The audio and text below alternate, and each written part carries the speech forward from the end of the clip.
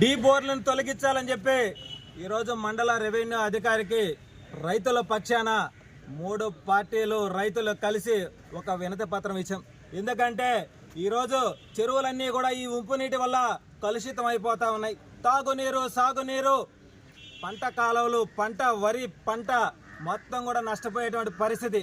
కాబట్టి ఏదైతే 250 అడుగుల నుంచి 300 అడుగుల లోతు వరకు బోర్లేసి ఉప్పు నీటితో రొయ్యలను సాగు చేసి ఆ ఉప్పు నీటిని అంతా కూడా చెరువులకి వదిలేటువంటి పరిస్థితి. కాబట్టి వీటి మీద మేము మండల రెవెన్యూ అధికారికి ఒక వినతి పత్రం ఇచ్చాం. వెంటనే ఆ బోర్లన్నింటినీ కూడా తొలగించాలి, వాటిని మూసేయాలి, కొత్తగా వేసే బోర్లకి పర్మిషన్ ఇవ్వకూడదు. రైతులని ఈ రొయ్యల సాగు నుంచి కాపాడాలి, వరి రైతులను కాపాడాలి. ఎందుకంటే వీళ్ళకి సపరేట్ గా కాలువలు లేవు. మేము రొయ్యల రైతులకు వ్యతిరేకం కాదు, కానీ మీరు రొయ్యలు పండించుకున్నప్పుడు మరి ఆ ఉప్పు నీటిని